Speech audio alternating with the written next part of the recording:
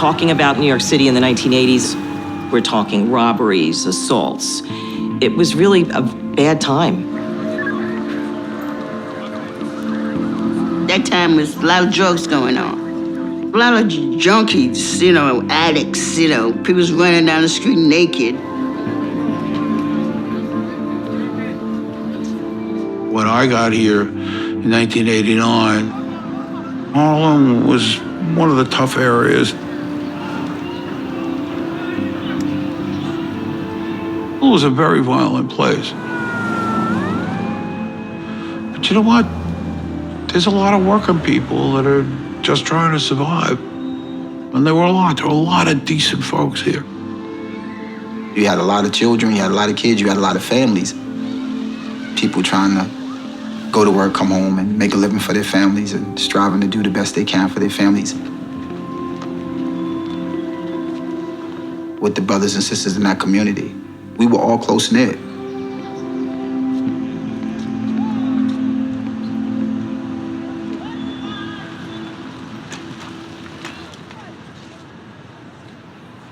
Back then, my mother and my siblings and my cousins, we all lived in the same building, Martin Luther King Towers.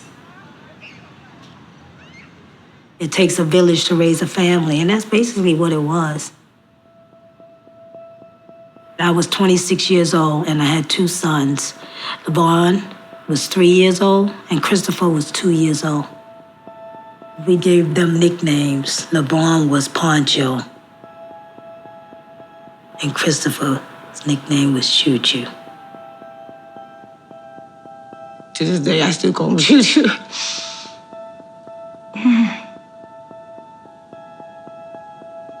He was very attached to us, as well as Allison. He was very, very, very close with his mother. He wouldn't just go with anybody.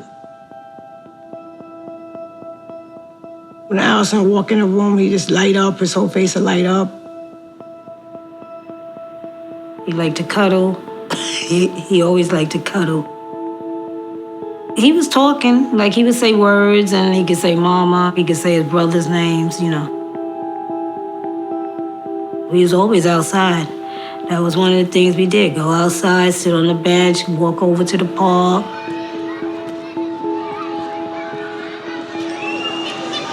The last memory that I had here, it was unbelievable.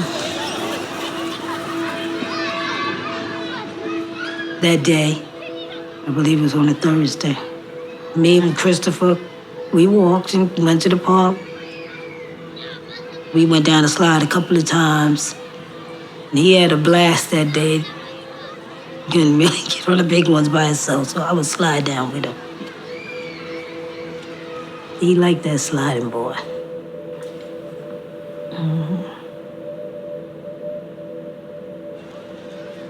Carol was over there in the swings at the time. We were just playing with the kids in the park, So we was happy to be outside. It was just so hot that day. Everybody was in the park. Park was so crowded.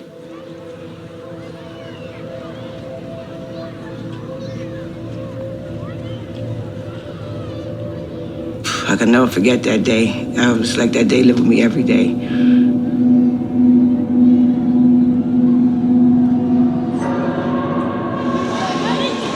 But we was doing a sliding board, we was walking around the park before I actually left to go to the store.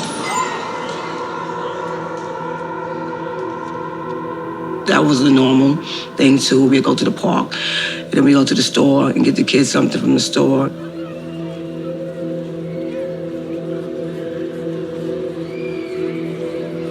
So I had left him with my mother. We hugged and kissed.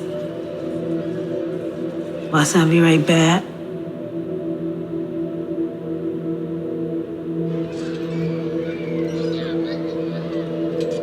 He told me, I love you, Mommy. Something like that.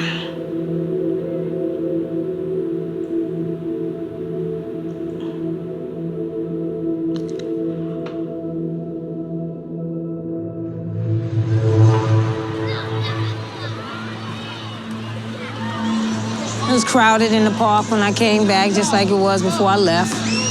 Kids was playing, so I'm looking for my mother, and I see them, so then I'm looking around, so then I'm like, where's Christopher? So then they looking too, like, oh, he's here, so we just got up, and I'm looking. So I'm looking, but I didn't see him. So then that's when I actually started walking around, trying to see if I see him. And I didn't see him.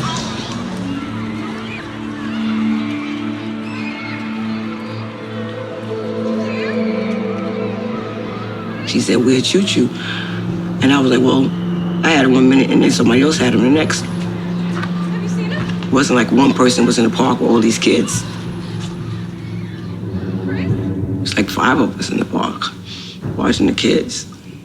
And out of all the kids, Choo Choo was the only one missing. I know we split up. Some other people went on the opposite side. I went on the 115th Street side.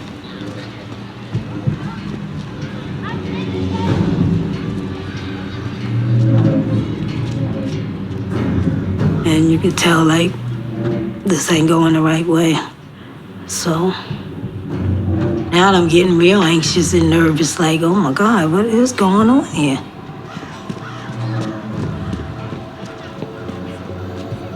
It was just overwhelming. It was just a shock. It was just frightening and just panicking.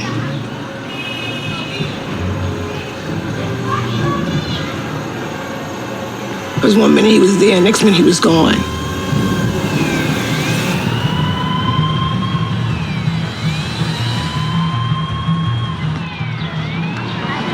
Officers rush to the scene. Everybody takes that seriously. Yeah, that's an all-hands type of police job.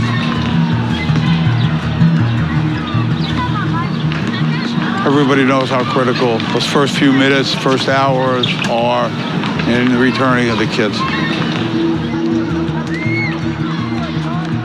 The first step is always an initial canvass. Police would be on the streets asking passersby, so they may have seen something that they figured that was out of the ordinary to them. Then they would be doing a building-by-building search, knocking on doors, offering a reward for information. Looking in the apartment, is anything untoward? Is there blood on the floor? Is there anything that indicates a struggle? Was there any indication of violence? There were 10 towers in the development, and each tower has about 14 floors, and each floor has multiple apartments. So how do you search in a timely fashion for a little boy who's only just about 2 years old? That's a lot of people in a relatively small area. The magnitude, what had to go on that day and the days subsequently, it's a lot of work. There's a lot of work. But when you have missing children, you do what needs to be done. Cops was all around the place. And next I know, the helicopters was all around the place. It was unbelievable.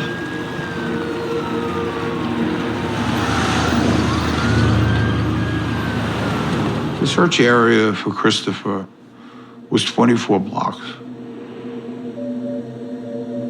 It was fairly close to Harlem Piers, which is the north end of Central Park Precinct. There's a lake there. They had scuba in the lake, looking for any possibility that, he was either drowned or he fell into the pond or something like that. We was panicking because we was scared. We was afraid. It was just devastating. Where could a 2-year-old be? He don't get off and walk by himself. I had to go uptown and go get some clothes. They had, like, the dogs, I guess, to see if they can get this scent of Christopher. They take a piece of clothing that belongs to the individual, let the dog pick up the scent, nose to the ground. They start looking for the kid. Dog took up the scent. Search led south on Atlantic to 110th Street. And then the dog lost the scent.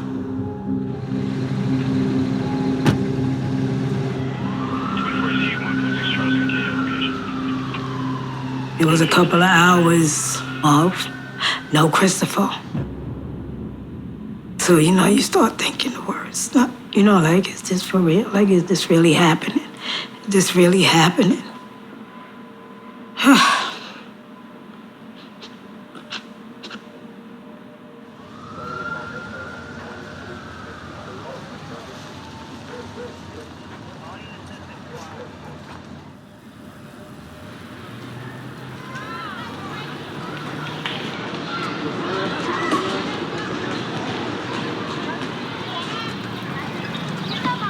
There's an entrance on Lenox Avenue.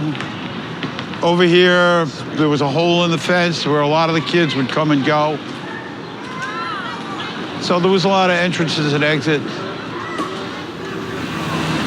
It's a very busy street. Someone could have easily put him in a cab, another car, taken off, parts unknown. He might have been coaxed with something somehow, but he was definitely not going to just willingly take somebody's hand and walk off with him. No. And if he was crying, they probably just kept walking. You know, people know kids cry. Because I know he had to be crying.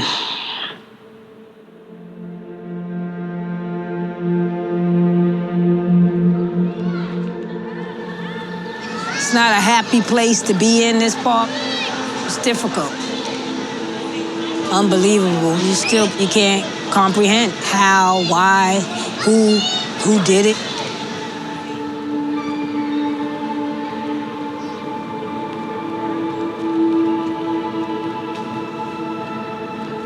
What's the reason for this kid's disappearance?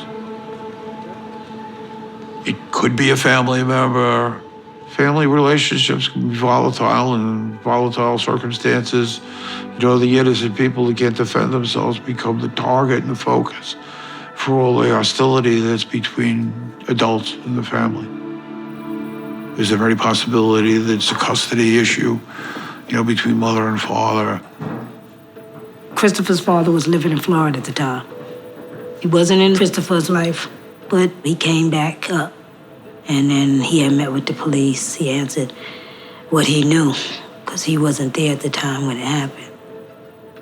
There was no indication that he was involved in any way with the disappearance. There we are back at square one. Sometimes you gotta just take it and go on and look at the other theories. Could be a drug-related situation. The mom did have a problem in the past. Was I addicted? Yes, I was. I'm not gonna sugarcoat it or say it any other way, because it was what it was, and that was my life at that time. You know, I had a lot of guilt, a lot of shame.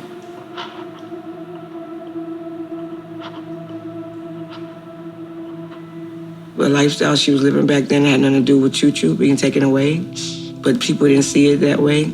They just, you know, like they blamed the family, accused the family.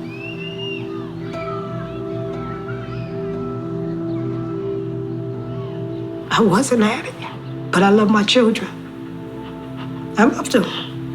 And I would never hurt them. I would never do nothing to hurt them or anything. So when it happened, it was truly like a nightmare. Like, you know, you're waking up like, this couldn't have happened, but it did.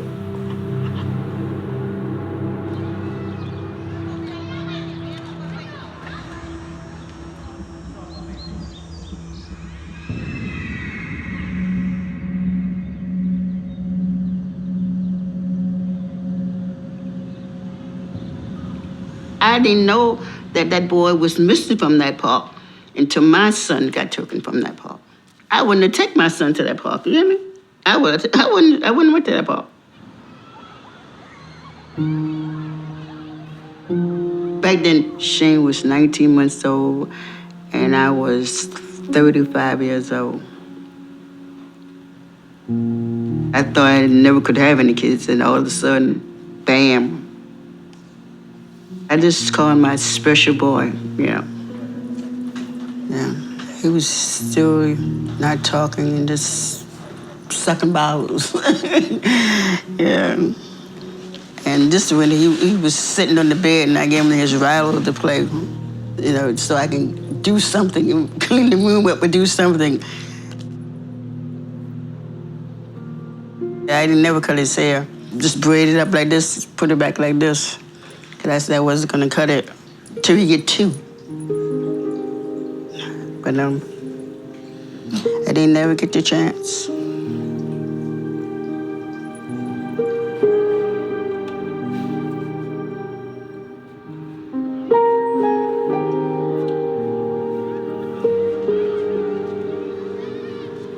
The typical day for me, I work 5 days a week and I had 2 days off. That's when I take my son to the park. It was very busy. It always was crowded because I always go in the afternoon after 5 o'clock. First, I took him to the store, buy him some little chips so he can nibble on while we in the park. So we got into the gate, 2 little kids came up to us, boy and a girl. The girl was the oldest. The girls the 10, the boys the 6.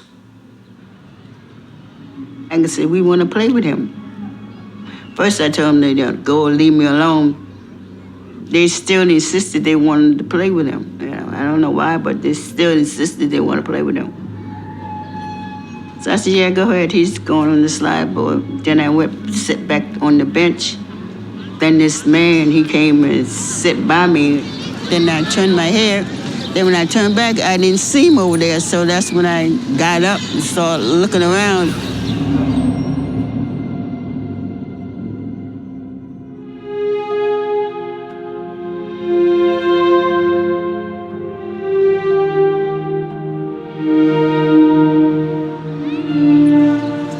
Look all around in here and ain't see nothing. Then about 3 minutes later, I saw the 2 kids that was coming. They was coming from that side of the fence. You know, I said, what you did with my son? And then they said, we left him in the park. So I said, if you left him in the park, he would have stayed in the park. That's what they say, they left him in the park. And that's all they said. I just holler and scream. Shane? People start helping me looking for him in the park. Shane? But he wasn't there. He wasn't there. Shane? There's considerable concern from headquarters as well as locally. You know, what the heck's going on? The times of the day were similar. The days of the week, that both happened on a Thursday. 5 o'clock, 7 p.m. That time of year, it's light out. A lot of people in the park. There's just way too many similarities. Shane? Once again, the bells get sounded. There's an immediate search by the uniform officers, massive interviews, canvases of the King Tower buildings, the detectives and uniform officers. Look at the dumpsters, look at the garbage chutes, go through the garbage. No sign of Shane.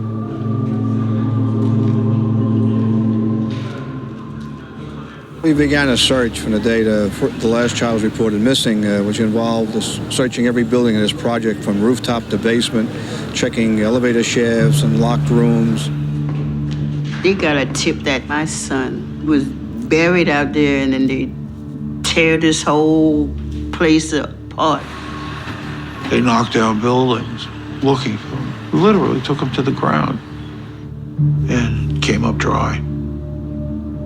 But that basically shows the lengths that we went to solve those cases, to find out what was going on.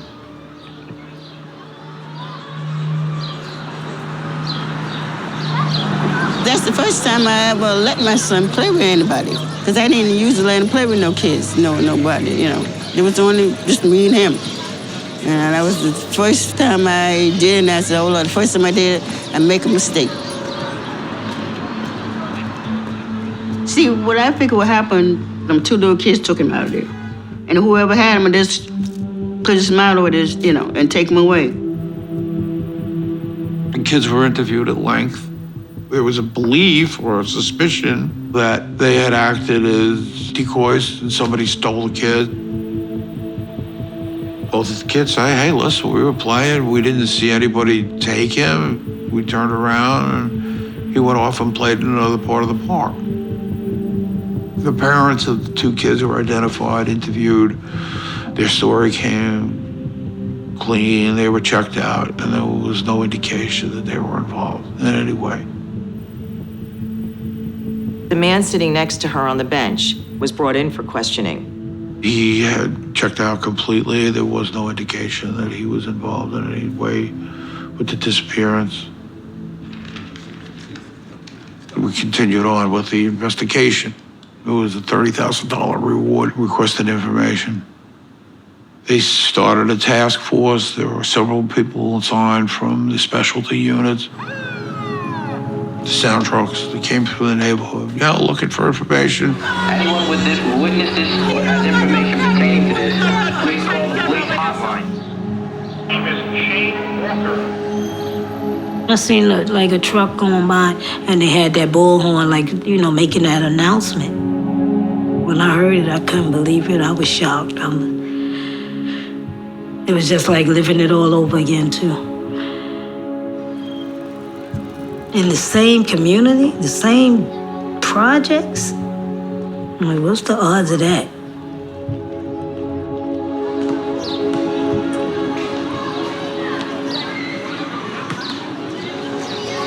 It's hard not to blame yourself when, especially when you was there, You was there. That's why you blame yourself. You was there, You let somebody take your kids from...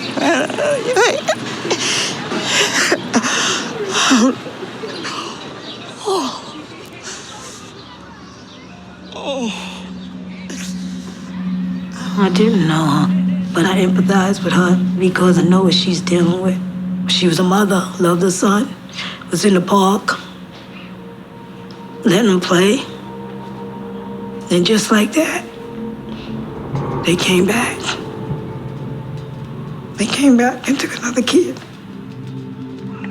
Worst case scenario, there was some pedophile or we got a serial killer out there. I mean, it's an awful, awful thing to consider that anybody would want to harm a child that young, but it happens. After Shane went missing, it seemed like the NYPD escalated things. Most children that go missing, we find them. It's highly unusual not to find babies that go missing. And that's when we really started to hear talk about a possible baby selling ring. This new angle seems to confirm what Harlem residents have been saying for days. The kids being kidnapped and being sold in black market and stuff like that. Those people take those children because they want to sell them. The possibility that anybody would be selling black infants or young boys was explored. And while it's an interesting theory as to why these kids were missing, it's not likely. I think it's very difficult to pay someone, let's say hypothetically, to steal a baby. There was nothing that surfaced in New York City Police Department that would indicate, that was going on. It was just negative. Nothing ever surfaced.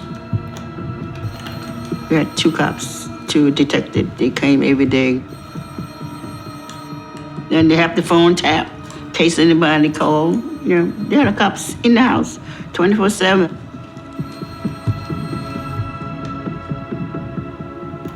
And that was it. They didn't come up with nothing.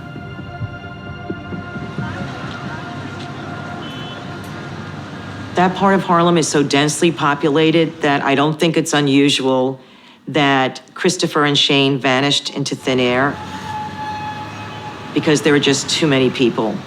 And it was way before there was a surveillance camera on every corner. Frustrating, it really is. I mean, especially when there's not a lead. I mean, there's no leads to go on. We don't have bodies. We have 2 missing kids. You gotta have belief that maybe they survived.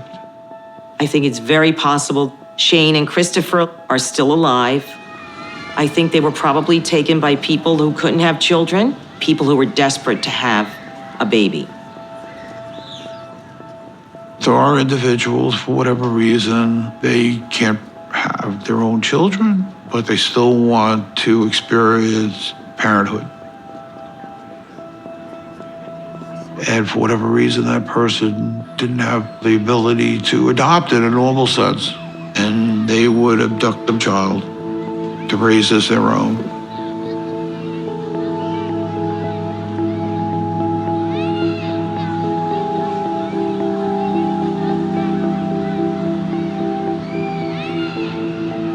After 30 years, the likelihood of finding a child alive and well, yes, is remote. But we've learned to never give up on these children because we've seen amazing things happen. For instance, in New York City, Carlina White, taken from Harlem Hospital. Joy turned to tragedy for this young mother, her newborn baby abducted. On August 4th, 1987, Carlina White, who was just 19 days old, was taken to Harlem Hospital with a fever of 104 degrees. Her parents brought her there. They met a woman who was dressed as a nurse, and she was comforting the parents. And then sometime when the shifts were changing, this nurse apparently smuggled out the baby. Just give me my baby back, please. I want her back. There was a massive manhunt for this child. Carlina had vanished. Now to an unbelievable reunion. 23-year-old Carlina White of Georgia had long suspected she wasn't related to the people who raised her. The police believe a woman dressed as a nurse kidnapped White from a New York City hospital in 1987 when she was an infant. It turns out that Carlina White grew up as Nettie Nance.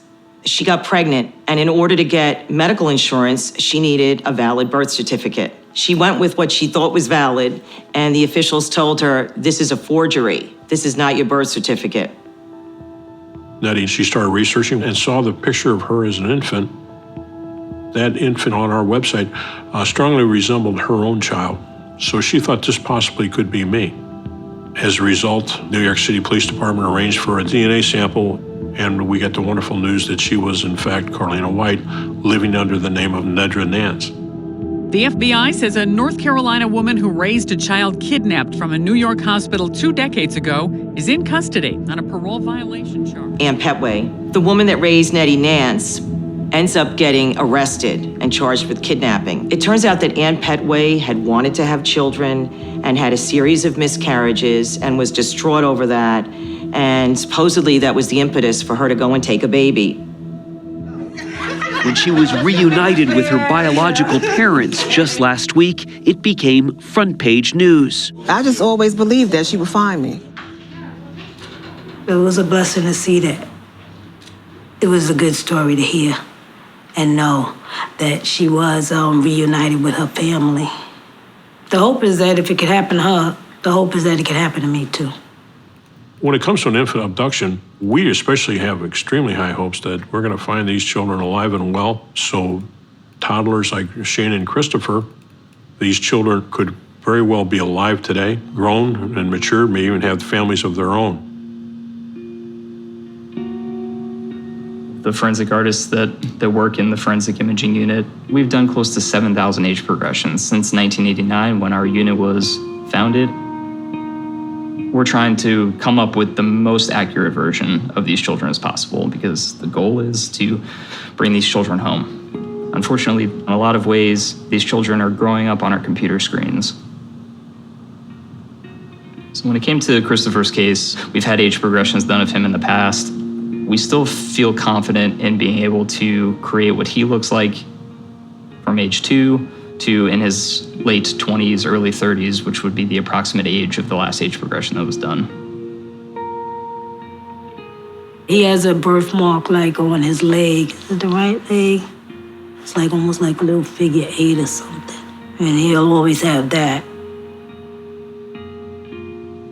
With Shane's case, I had some pretty up-to-date photos of Shane's mother to work from. And right off the bat, I'm starting to see common family characteristics.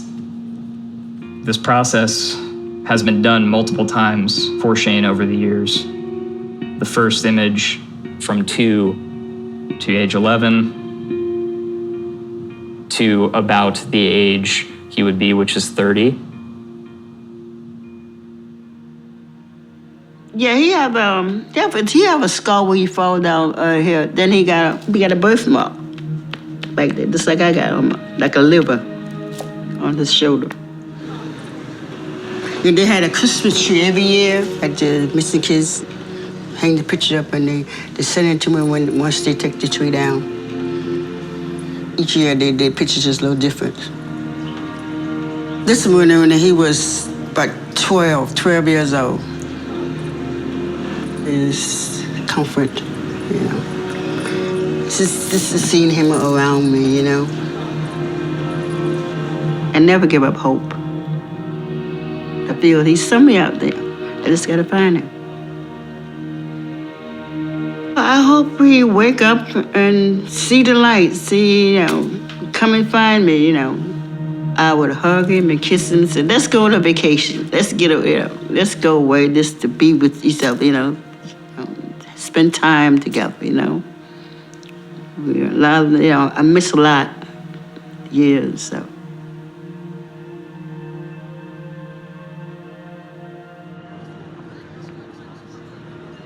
Next time, won't you sing with me? Hey, you singing? I was raised in Martin Luther King Towers. When I finally got together and I moved down, I come by there because my mother still lived there. But for the most part, it was not a happy place like it used to be no more. E-F-G. I got 3 grandchildren. And they got an uncle. My ABCs, come on. And I'm trusting in God. One day we're going to be reunited. It's hard to know you got a child. And I have the opportunity to see him grow up. Like turning 13, turning 14 years old as they change. I don't have any of that. And to have missed 30 years of his life, it's devastating. We never stop looking for you, Christopher. We never stop. We never stop loving you. We never stop looking for you. And we just hoping and praying that you're okay wherever you at.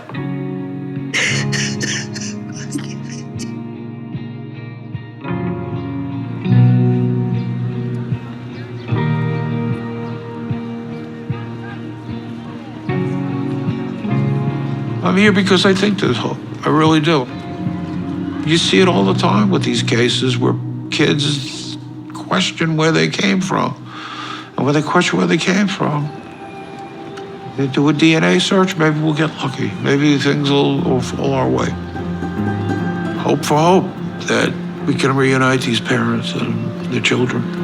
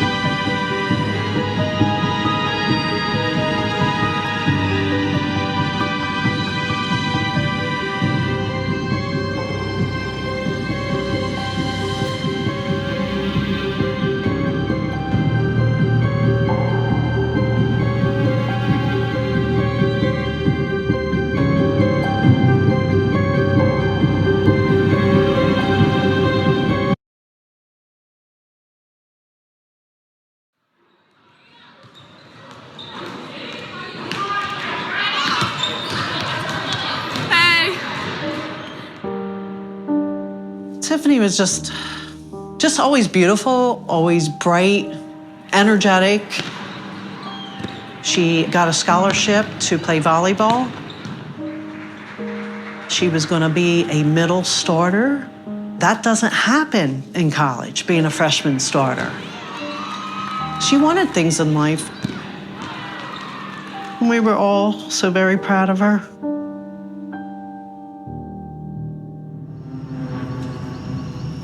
That night, she was found approximately 4 miles away from her house where she was hit by that train. New Jersey Transit put it out there that my daughter committed suicide. There's absolutely no way at all. I want to know what happened to my daughter.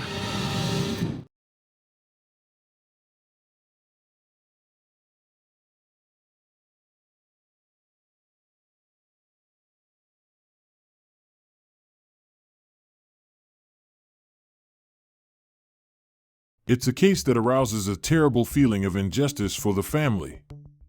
Imagine a 27-year-old young man disappears on December 1st, 2001 in Villefranche-sur-Saône. Years later, men admit the murder, but today they are still free. A procedural problem prevents them from being prosecuted. The case Mohammed Abdelhadi, When Justice Cannot Be Rendered. A film by Sybil Varin. It's over there. We are 10 minutes from here, from home. From Villefranche, we are 10 minutes away. 19 years. 19 years that I have been carrying this nightmare. The 3 trees you see. 1, 2, 3. There are branches that have grown. They buried Mohammed here. They threw him here like a dog. Here, in this land. I hate them. I rage when I come here. I want them to know that I know what they did. They will never have peace as long as I am alive. I will go as far as it takes. But I will go to the end. It was December 9th, 2001. That day, I went to my parents' house to go to their house and break the fast with them. We were still at the table with my brothers and sisters when Mohammed arrived. He had seen that my mother had decorated the living room a little. He said, "It's pretty like that." He ate a little bit with us, telling us, "I can't stay. I'm going to sleep at my friend Xavier's." So Mohammed leaves. He tells me, "See you tomorrow, my sister," with his bricks in his hand that we had wrapped in aluminum foil. He kissed his little brothers and sisters. I am the last to hold him in my arms. And it will be the last look I have of Mohammed. For 6, 7 years, it was one of my first loves. At the end, we were no longer together, but it was a close friend, despite everything. Sometimes I took him right, left, because he didn't have a car. That day, specifically, he asked me to take him to see his family and wait for him. I remember, I was parked in the parking lot. I see him coming. Nothing in particular that marked me that day, except that it was nice that he saw his family and we actually felt that he was happy that day. It did us good. Directly, we went to his parents to the place, to the parking lot, exactly where he was going to sleep, at his friend's house at the time. He had agreed to call me the next day, and I had no sign of him. In fact, I reassured him in the sense that, as I know my brother well, he will come at 5 p.m. So I told him, "Well, listen, maybe he just has a charger problem. He has no more battery." At 5 p.m., there was no one. And I was waiting, because Mohammed never made his appointments with me. And then I thought, well, maybe he had an accident or something like that. So, I asked his girlfriend to take me to the place where she dropped him off. It was 5 minutes from our house, at Xavier's. A friend of his, at whose house he had already slept several times. I asked him the question, where was my brother? He told me, well, he left early in the afternoon for an appointment. He was scared, but he wanted me to come with him, but my wife didn't want to, we had to keep my son. He tells me, on the other hand, there are his things. And there, in fact, I worry, because there was everything. A phone charger, a banana with administrative papers, photos, postcards, his clothes. I told him, you tell my brother that he absolutely needs to call me as soon as he gets back. There was nothing. Since that day, Mohammed had remained unanswered. He had become volatile. When I arrived at the police station, I ran into a uniformed agent at the reception. I was, it's true, crazy, telling him, my brother has disappeared. I had to insist, saying, sir, my brother, he tells me everything. He tells me everything. His girlfriend too. It's impossible for him to leave without warning.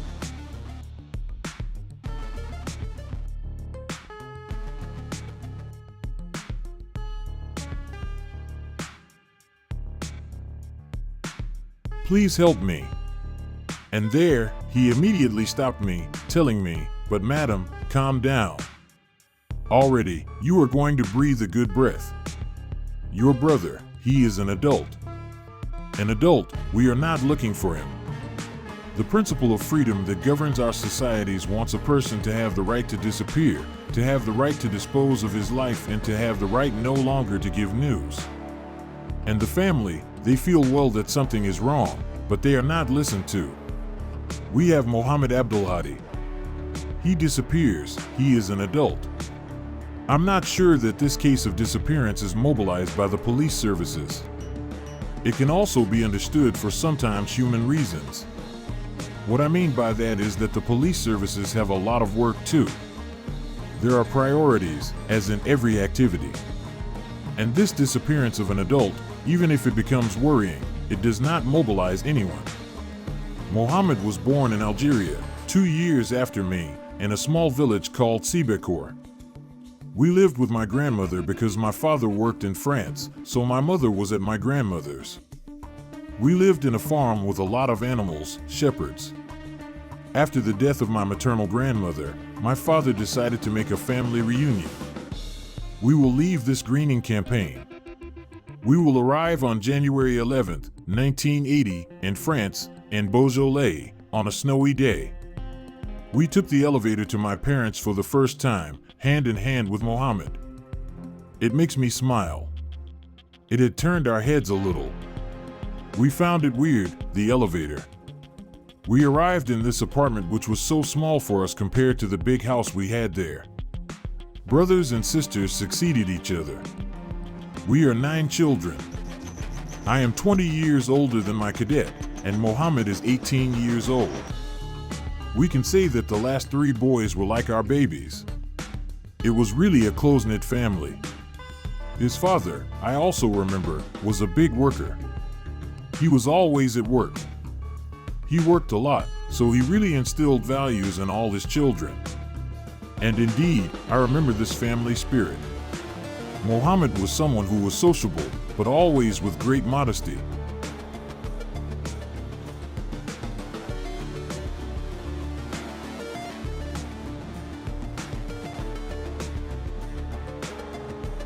He never put himself forward. He was always humble, kind. He was someone who always went to help others. Mohammed, in life, I remember that he did intermissions. Everything that was available, he could work, he worked. He often worked in Bledina, which is also the factory where his father worked. He had our financial independence, so for me, with my nursing degree, and he, a digital operator, we offered a lot of gifts to our parents and our brothers and sisters, and gifts of brands. We were always in help with our parents. They had worked so hard. My father as a carer, my mother as a housewife. Mohammed is my accomplice, he's my soulmate, he's my confidant. I was his confidant for everything. This poster, it's the first one I made right after Mohammed's disappearance, and it was the first place where I stuck it. No one has disappeared since December 10th, 2001. If you have any information, thank you for your help. And then I distributed it in the Beaujolais region and in the Rhône-Alpes region, and so on in the other cities of France. There were so many calls following these posters that frankly, if you had to go 1,000 kilometers to go there, you still went there. Sometimes it could be just in Fontaine, next door, not very far from Lyon, like it could be Amsterdam. We didn't know where to look, but we still went there to check. And unfortunately, we always came back lost, without Mohammed, without the slightest information. My father received a letter in the mailbox. It was a fine that came in Mohammed's name. And there he went crazy. He called me and said to me, "Your brother is alive. Mr. Mohammed Abdulhadi, infraction to the Transport Police of July 4th, 2002. You are subject to a cover-up procedure by the Lyon Public Transport Company following a verbal infraction trial. You did not give a follow-up to this contravention and therefore you still have not settled the sum of 71 euros. It tends to say that indeed, he is still in the corner, he is still alive. It tends to reassure. There I take the fine and I'm going to ask with Mohammed's card if this person had been verbalized. and I remember that a controller told me, but I don't recognize this gentleman.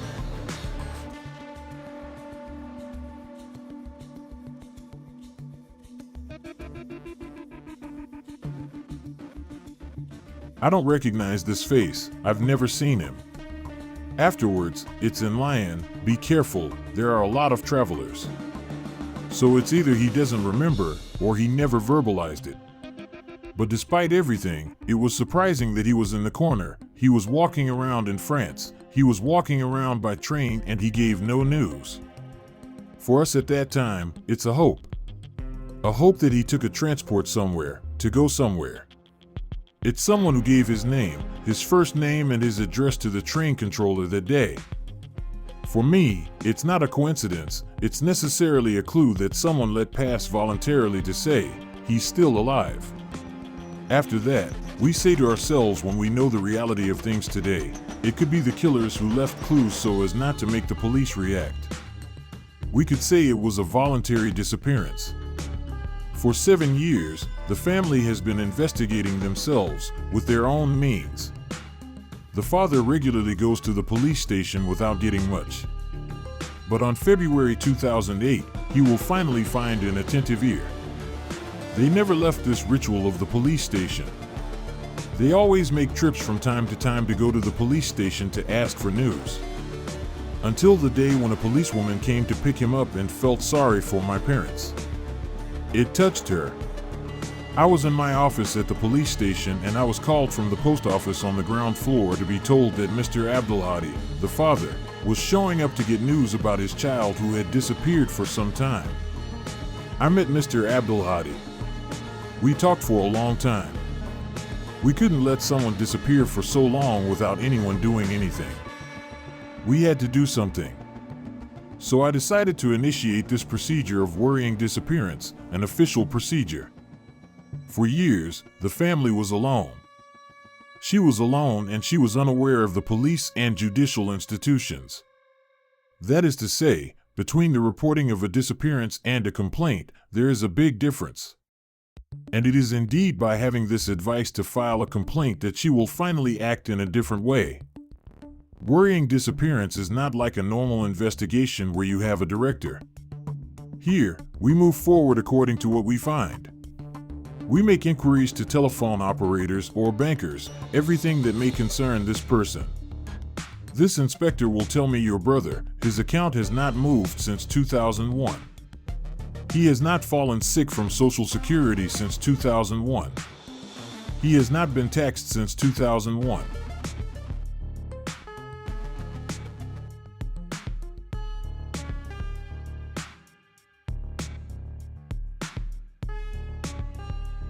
There was nothing that was really significant.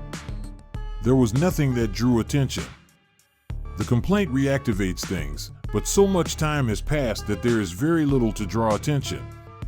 Except that in 2008, the police will have a new element, a testimony that tells them that perhaps Mohammed was seen in the region of Chalon-sur-Saône. It's a young girl who went to nursery school with him, who had grown up with us in the neighborhood. She claimed that she had arrested him 3 times in the streets of Chalon-sur-Saône and that Mohammed turned around, that he was tied with hair ties, with a bouquet. Mohammed often wore the bouquet, that he also had a handkerchief with twins, that she had spoken to him. And she will end up saying, "He told me, you didn't see me, don't tell him anything." So we say to ourselves, why not? In fact, he is safe, everything is fine, and that he is simply in another region with new friends, new acquaintances, and that he has redone his life. My weekends off, because I work 1 weekend out of 2, I will devote them to Mohammed's research. And we're going to camp. Camping, everyone takes turns, my parents with my brothers. They make all the streets of Chalon with posters. And in fact, you have people who have never seen him, and then you have people who say, well, maybe if we saw him, yes, maybe. I remember that this person, I auditioned him and the information was sufficiently coherent for the procedure to the Chalon-sur-Saône so that all these elements are verified and that the investigation continues. Moreover, at first, it's radio silence. We have no news. We don't know how the investigation is going.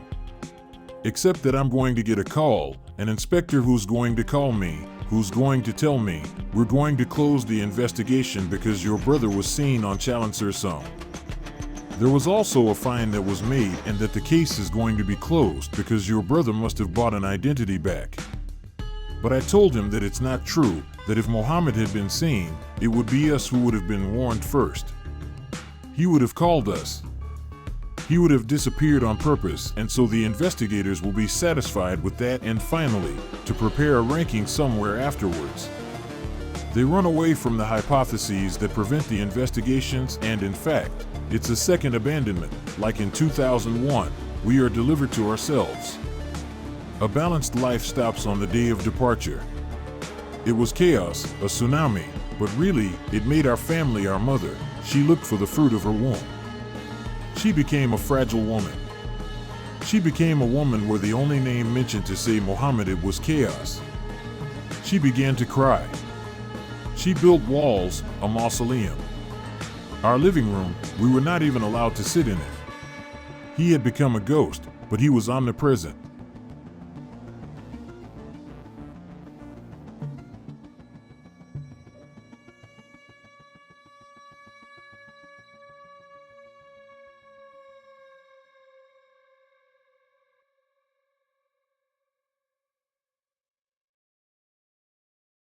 And your father, this man, this robust man that he was, you saw him prostrate in a chair. And my brothers and sisters, they lived like that. Each one terrorized his pain. Each one in his mutiny. Each one with his suffering. There is no more life. There is no more life. It was in March 2015 that everything changed because we have a young woman who will push the door of a gendarmerie in Boju. Boju is in Beaujolais, north of Lyon. And there, she will want to make revelations to the gendarmes.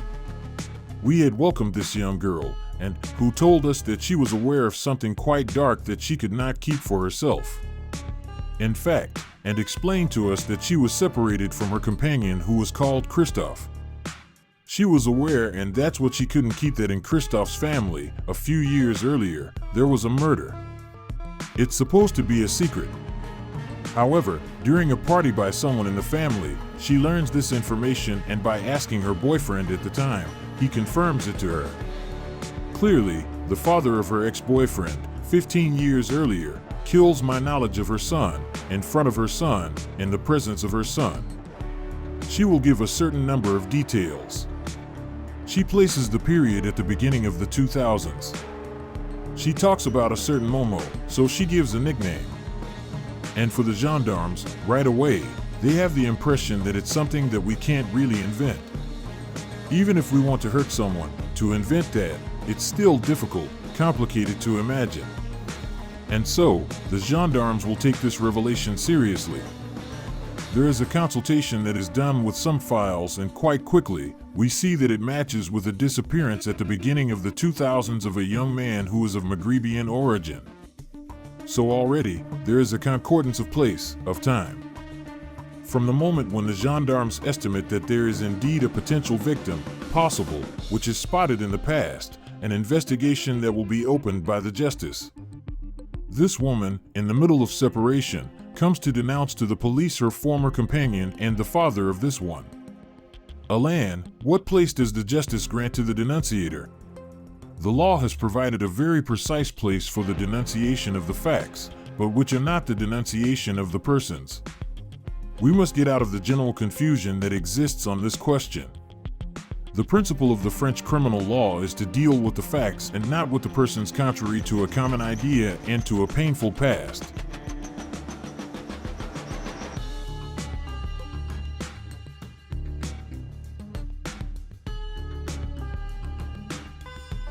Secondly, the prosecutor, by Article 40 of the Penal Procedure Code, has the authority, he is the only one to have it, necessary to study, record, and follow a denunciation. Is it an obligation to denounce a crime? First of all, it is an obligation for the officials, the responsible, what are called the constituted authorities. They have the obligation to denounce all the crimes and all the crimes they are aware of. What about the sanctions if we do not denounce them? Well, they are from 3 years and 50,000 euros of fine for the facts that I would call ordinary, up to 5 years and 75,000 euros of fine when it comes to the higher interests of the state. But for people like you and me, is it an obligation of the law to denounce a father, a sister, a best friend? It is an obligation to denounce when we can prevent the commission of a crime or prevent it from happening unless we are a parent, an ally, a friend, or an accomplice. In the case of Abdulhadi, this denunciation is taken seriously and the investigators will listen to the family in question. There will be suspects who will be identified. They will also hear the family again, this family who had reported the disappearance, so she will give indications again. I find myself with 2 inspectors who were asking me for details on Mohammed on that night when he had disappeared and put pressure on me as in the movies. They will show me pictures of people, they will give me names that I know, and there they will tell me we have a suspicion of murder on your brother. You will remain in the confidence of the investigation. We will listen to the conversations, there will be surveillance, and from a moment on, in the course of the investigation, the investigators and the family and the magistrate will estimate that there are enough elements, enough charges as they say to Interpol and to place the suspects on guard. These are people that Mohammed frequented. Mohammed slept at night with these people. It's a family who doesn't live very far from us, 5 minutes by car. It's done within a family with the paternal Patrick. One of the sons, named Jerome, was 22 years old. Christoph was 15. The father, I know he was Jehovah's Witness. He is someone who is very severe with his children, with his ex-wife. Jerome, I was with him during the period when I was with the father of my children. He is a calm person. He is not someone who works. He is on drugs, so he takes heroin, cocaine. His childhood is difficult and it may be a relationship. It can be a relationship with his drug addiction. They didn't have a good time. Christoph, not very happy in his life. We saw the child murdered. We saw the 15-year-old who was a little bit left. Small jobs, but not a stable. Christoph was a very polite young man, well-raised, very wise.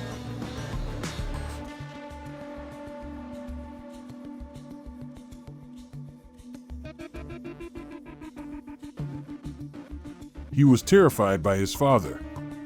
His father is someone who was said to be an authority, someone strong, maybe tyrannical, maybe more. When his father and his 2 sons, the son will start to crack because it feels like it's a family secret that is too big to be told and that has been too big to be told for years. And suddenly, like a bubble that rises to the surface, the secret explodes. It was Christoph who was going to crack. He was 15 years old at the time. He will tell that his father sent Jerome to find my brother, that his father made sure that no one knew that Mohammed was at their house. He had asked Christoph before to hide the knife under the couch cushion. The official mobile is a form of discussion to retrieve a box of coins that has been stolen. And the discussion goes wrong. The father would have called my brother a thief, and that Mohammed got up from the couch, furious, saying, "Who do you think I am? You accuse me of theft. What did I not do? I don't think it's true that Mohammed stole." At the time, he was a big heroin consumer. I don't know why they don't want to say it, but I think there's a mystery behind it. No, Mohammed wasn't a thief. I'm sure it had to do with drugs, with drug addiction. Maybe these people were selling it. Maybe my brother had debts with them. Unfortunately, he had a bad influence at one point. I know, however, that it was important to him to get away and that he had started a healing process to stop. There was a relationship with one of the sons of the family. Were they friends? Did they have conflicts with each other over drug matters? We don't really know. But in any case, there was a scene, there was a very strong altercation at their home, at the father's. The father would have given a blow to Mohammed, who pushed him back on the couch, who threw himself on him. And Christoph saw his father strangling my brother and taking pleasure in strangling him, and then he stabbed him with a knife. Christoph, his father, had asked him to give him the knife that served to stab him. But at the time he told me, it's practically someone who cracks, who is in tears, who has experienced it thousands of times.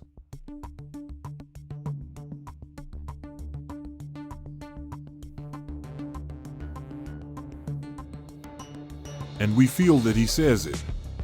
I say, I was a kid. I didn't know what I was doing.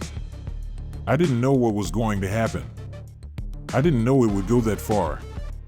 And so, we have the story of this crime scene, which is still not trivial. We have a father who will therefore confess to giving death to Mohammed at that time, in the presence of his two sons. And suddenly, these three protagonists will first hide the body in the apartment. And then they will transfer it, they will transport it to hide it at the grandmother's. And this corpse will remain hidden for 6, 7, 8 years, I think. This father, how could he look himself in the mirror? How could he live with the sordid secret of my brother's murder, by telling himself that he was a good father? Is that being a father? They celebrated Christmas with my brother in the cellar.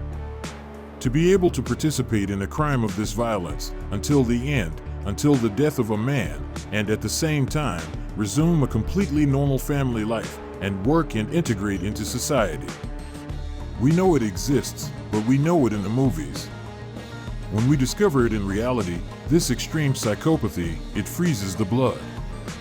Years later, because apparently there is a risk of discovery, the father and one of the sons will decide to transport the body elsewhere, and to go and put it in shelter in an even safer place. It is Christophe who will propose to his father to go and bury the remains of Mohammed in a small wood in Beaujolais, 2 steps from our home, and bury him 20 centimeters from the ground. It's hard to see his 27-year-old brother, the image we had of him, reduced to this pile of bones. Of course, there was anger and rage and hatred that invaded me for what they had done to him, but somewhere we had found our brother. We were going to offer him a real grave, a real tomb, a real tombstone. And then there was this justice, since they had confessed. Finally, they were going to be able to pay after 15 years of family secrecy. After the annihilation of the family, after the annihilation of Mohammed, we came back armed for the fight against Mohammed, for justice, to prepare for the trial. There is an instruction in progress.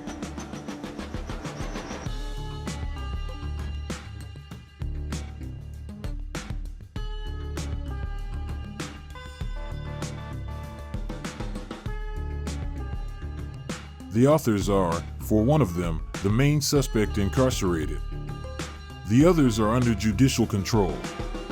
I had an immediate doubt because it had been 15 years between the time of the disappearance and finally the opening of this instruction. I had the impression that, after the murder, if nothing happens for 10 years, after 10 years, the case is prescribed. And it's over. I have an instruction judge who tells me, well, I'm caught. Things are rolling.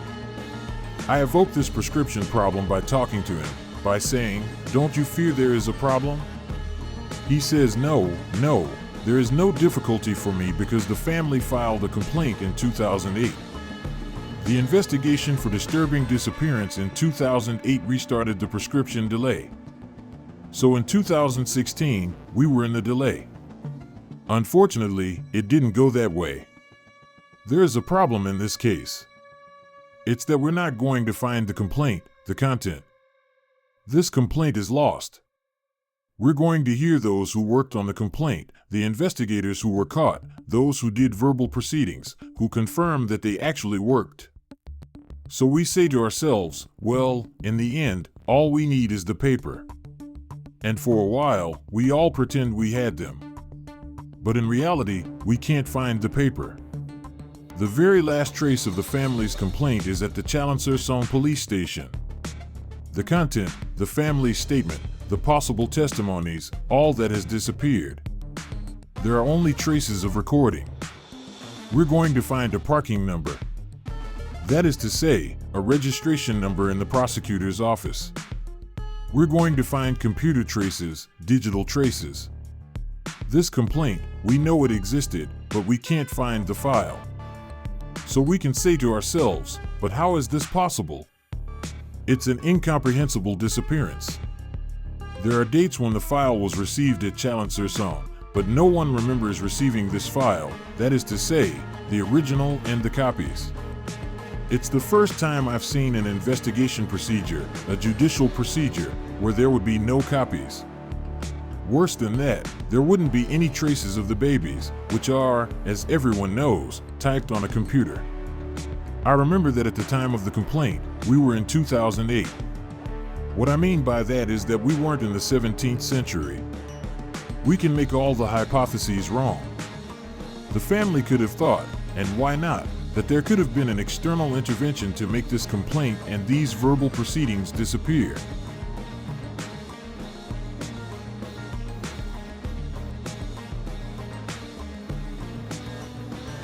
We have the right to question ourselves about this. It can fuel a whole bunch of rumors, a whole bunch of hypotheses, but I think the reality is, alas, much more stupid than that. That is to say, we have services that can really mislead files that no longer interest anyone. I find that unacceptable. I put myself in the family's shoes. These are things that we couldn't imagine. There is still surveillance that is done by the head of service and by the parquet. There is a certain traceability that is present. Everything is done so that the files don't disappear like that. I've never seen anything like that. The alleged perpetrator of a murder could escape justice. The facts were denounced 15 years later, but the prescription could apply because the complaint filed by the victim's family was lost. We are entering a judicial wheelhouse where my whole family is immersed. We have to fight.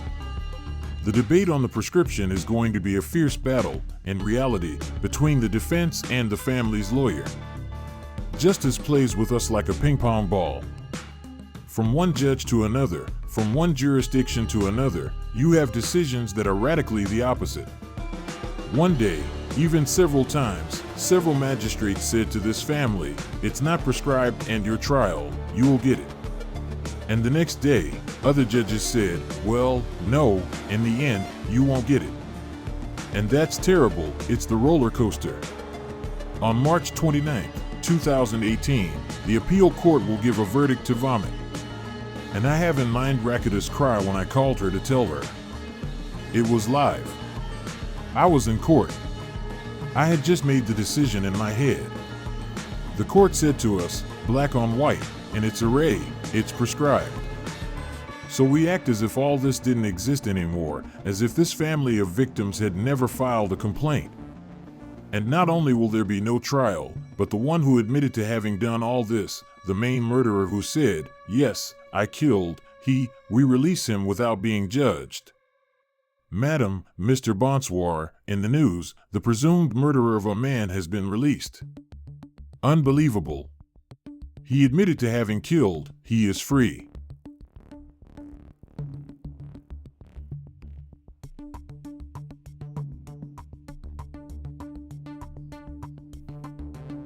But what do you do of the Penal Procedure Code? So we refer to an act that would have existed. This act is not in the procedure. There is absolutely nothing cynical about asking for the application of the rules of law. It's the law. It's just unacceptable. To say, well, tomorrow, next to us, we're going to do our shopping next to a murderer. It's hallucinating.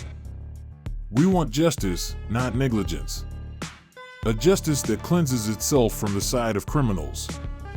A justice that opens the doors. Justice for a mother. Justice for a mother. What we can do now is mobilize. And that's what this family does, through the media, through public opinion. Try to alert the authorities, ministries in particular, to say, but look how we are denied justice. Today, assume your responsibilities, repair this judicial error. You have lost the documents and we have to suffer. The case will rise very high to the criminal court of the Court of Cassation, which is the highest French judicial institution and which will look at this case. December 11, 2019. The Court of Cassation. There is no evidence, nor a start of evidence, of an investigation or prosecution that may have interrupted the prescription. As a result, the prescription is acquired. The Court of Cassation has made of Mohammed the symbol of dysfunction in our defiant justice. And what will justice say if it happens to his son? What would she say if her son suffered the same fate as Mohammed? Would she also prescribe the crime? Legally, we have people who have recognized a murder. We have a body that has been found. We have facts that have been established. But legally, we have innocence.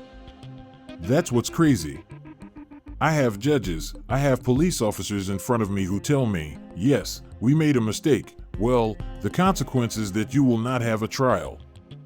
I say it in 20 years, in any case, and with the judicial culture that she has, indeed, I have never seen such a badly treated family.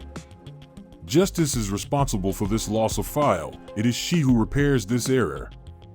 The men who confessed to the murder of Mohammed Abdelhadi were not prosecuted for this lost complaint.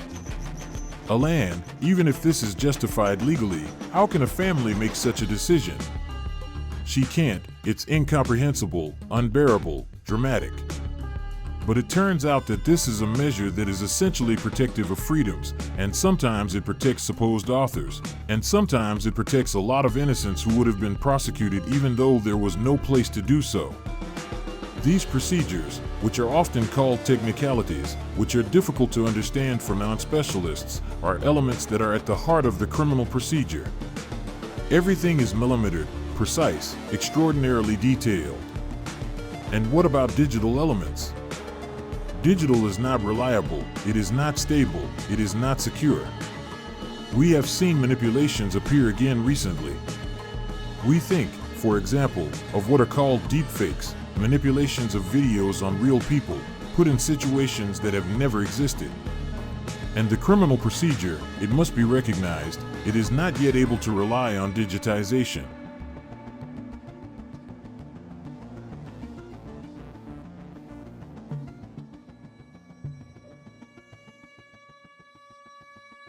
However, the Abdelhadi family does not give up and continues to fight. The family does not want to stop there either. It wants to push justice to the end in this case, to the last incision. In French law, once the Cassation Court has been pronounced, we have no more recourse. The only possibility we had, that's what we did, was to seize the European Court of Human Rights, which we hope will not only condemn France in view of this situation, but above all, can also order this decision to be swept away and that we are ultimately in trial. This is our last hope. It is to be wished, but for everyone, that this case be judged. For the moral of the story, for the family, for society. We are talking about a murder. Today, I am just devastated by this denial of justice. How to make this impossible morning without justice correcting its mistakes, without Mohammed being recognized as a victim. It is a long judicial journey that begins again for the Abdelhadi family in front of the European Court of Human Rights. Rakida and her brothers and sisters are not discouraged. They launched a petition to obtain justice. She has already collected 160,000 signatures.